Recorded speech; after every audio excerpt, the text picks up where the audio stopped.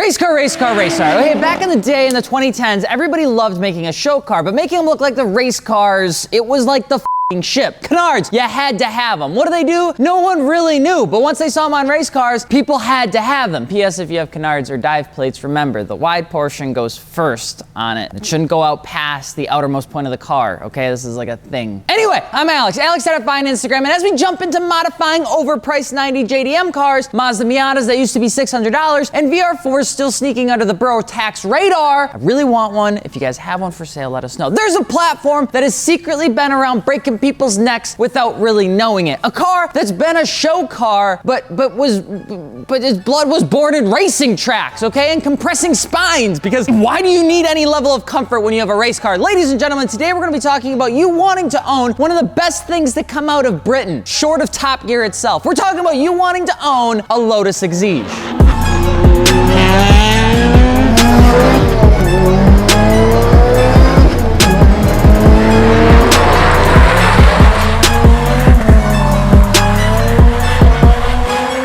Welcome to Fitment Industries. I'm Alex, and we talk about cars because we specifically like the bits and pieces that keep you attached to the ground. Roly-poly-oly, the wheels, tires, and suspension bits is what's on the site. It's kind of what we do. And if you have a new Lotus Exige, or you stumbled upon us through the depths of a YouTube adventure, welcome. Don't forget to subscribe, and if you haven't been able to actually check out our website before, be sure to do so over at fitmentindustries.com. We've got one of the jolliest ass galleries out there where you can actually enter in your year, make, and model, see aftermarket wheels and tires that fit your car, then you can pick those up if you actually want to. That's how we started this whole thing. And if you notice, this bomb-ass hoodie is because we got new apparel. The Lotus Exige is a more hardcore pay-to-play version of the Lotus Elise Roadster, buckling up 2 cylinders and an angry headlight design that looks like you'd like a stepfather after you tried to buck the authority. Sometimes you get a Mazda Miata as a stepfather, right? You know? And sometimes you get a Lotus Exige. And if you look at the two, you'll know exactly what I'm talking about. The mid-engine, rear-wheel drive car would start its life, though, as a 4-cylinder for some reason, and it was a little bit softer, actually, than the Elise, which was a little bit weird because it was supposed to be the big brother. And that was introduced back in 2000. A 1.8-liter Rover K Series with a hefty tune would give it 177 horsepower with a 7,800 RPM redline and a manual transmission and enough weight reduction that made you feel like the rear ring was actually the only thing that was keeping you on the ground. Ready for takeoff, right, Cam? Although we like the Exige S1, it's not much of a looker. It's more just you look at it, but it's not like a good looker, you know? It's like a car accident. Its little brother, the Elise, though, was, and everybody loved this. Designed and eventually brought up to match the timelessness of the Lotus Elise, Julian Thompson would bring the Exige into the 21st century with its iconic quad headlight, vented hood, and aggressive yet functional aero.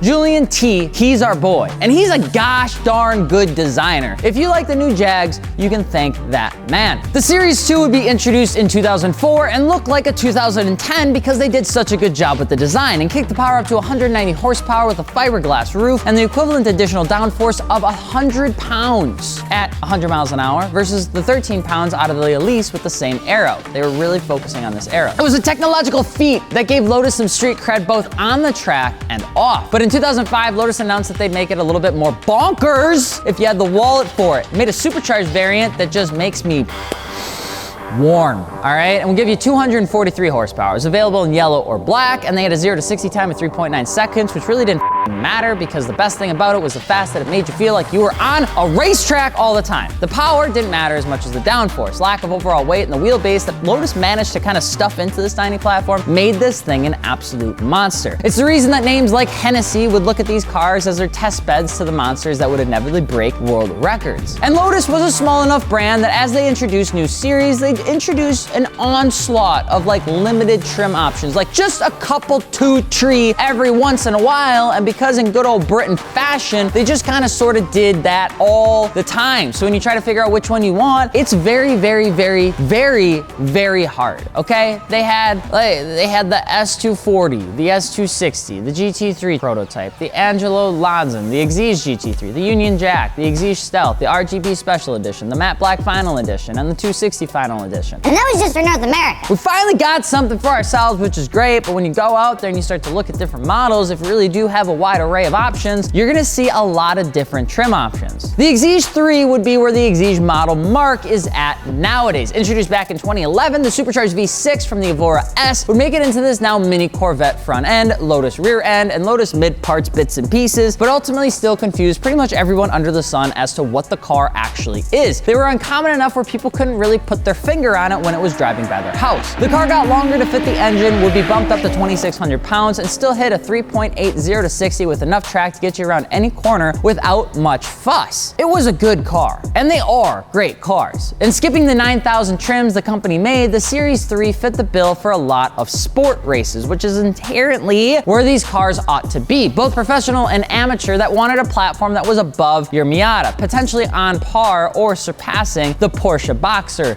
or dare I say it, Cayman, and had the reliability to boot back down to your garage to cool off after a 2-day track session. These cars were really getting into the biggest bang for your buck with the most reliability that was humanly possible. And these cars seriously bring the milk, the leche, as they say. People loved how lively it was in comparison to its competition. The Series 3 specifically called out the TTRS. The 6-speed manual is a blast, and due to how freaking light it is, you can truly and absolutely thrash on these things pretty much 9 times out of 10. Take a step back to the previous generation and you're still getting a heater of a car that anyone that isn't a track goer may end up Googling once you drive off, like at a gas station. Is Lotus Exige a supercar? Not knowing that there's a Toyota boy back there, which is actually really hilarious. So, just like Toyota choosing to kill off the Land Cruiser in 2021 for some ungodly known reason, and we have 2-3 things that were going right with it, we're done talking about the Lotus Exige S, okay? You want more of that? Go talk to Jeremy Clarkson, that beautiful, angry bastard, all right? No, we're here to talk about you wanting to own one of these surprisingly expensive little coupes that literally should come with a chiropractor annual membership, which I'm hoping when they introduce the Series 4, they do, because there's something about how these cars are set up that hurts your soul, mostly your lower back. So you want a Lotus Exige S. Well, set down your deodorant and grab your favorite pairs of cotton socks, because we're gonna talk about what it's like to own this little track car that is awesome, albeit a little expensive. First off, I remember these Series 2 being $30,000, like 7 years ago. 6 out of 10 rating at the $30,000 mark was when I was like 18 years old. But anyway, it's personal, but worth noting that we need to stop raising the prices on absolutely every single car out there, because now they're going for even more, or $40,000, and it's rough, okay? Let's go through the Series. Series 1, a little bit rough to look at, okay? Series 3 is a little bit too expensive for the pocketbook for people like you and people like me. But the Series 2, whew! Now there's potential chance that we can win the lottery and still have some left over to do some responsible shit, like buy a house or something. Let's talk about the Series 2 and the Series 3. These cars don't lose value. They just don't. They don't seem to. Because of its low production numbers and it's assembled quite well, and the bits and pieces of metal do have a tendency to keep up pretty well without falling apart, it does do a good job at keeping the price right around the 50 to 60K mark right now. And if you're looking to buy one of these things for anything outside of a track car, you can. You'll just make quite a few people upset. These cars are so good for track use. They just are. And they look super good. But the car itself is a little unorthodox, so you do need to know the following couple, 2-3 things if you are looking to pick one up. 1, don't let Toyota fool you, okay? It's still a repair-heavy vehicle because of the fact that the car is built to take the abuse. However, though, the engine and transmission are a little bit more typical and off the shelf. This is coming from Steve Williams. This guy knows more about Lotuses than Lotus probably knows about Lotuses. The proper mechanical upgrades have to happen if you plan to race it, otherwise you'll find it on jacks more than you'll find it on the Apex. And this has a lot to do with the fact that they tried to make the car reliable. They just had a tendency to do it with not probably beefed up parts, especially in the transmission department. Number 2, check the basics. Radiators leak over time. The engine needs a 9,000 mile service interval, otherwise wear can occur on the cam. If you're hearing rattling at low revs, you're probably hearing a failing supercharger coupling, which can also be a pain in the butt. Synchro wear is super common, but you'll need to keep a fine eye to ensure you don't buy one that's been thrashed around at Road America. This is super important depending on who you're buying it from, that you understand where they use the cars. Track days aren't the worst thing in the world. It's the people that lie about the car being on the track. Those are the people that you have to worry about. Modification? Hell yeah, brother, okay? You're looking more bespoke than most, with most people like B&B Auto Boss, this is his Instagram handle, running Heathel 16s on his Exige S with quantum coilovers and R888Rs. This is a running trend, the tires. Malusia 80 is running 17 by 9.5 rotiform fronts with 17 by 11 rears on Ulen twins coilovers with our 888Rs again, because they look really good. The staggered setup with proper coilovers make this thing menacing as all hell. And if you pair it with a touch of aero, you will be set, I promise. The wings on these cars are the chef's kiss, and if you do have $50,000 and you're looking for a car that leaves a smile on your face every single time you jump in, this is probably the car, all right? And that's what's so weird right now, that a $50,000 Exige is now being compared to an automatic turbo Supra or a 30-year-old RX-7 because the prices are going all over the place. The prices in the JDM world right now are absolutely crazy, and there's no doubt that there's probably gonna be a little bit of a bubble pop, and people may still be looking that way for their dream car, an RX-7 or something like that. But there's so many cars in this price range to look at that may just trip your trigger of having a unique, fun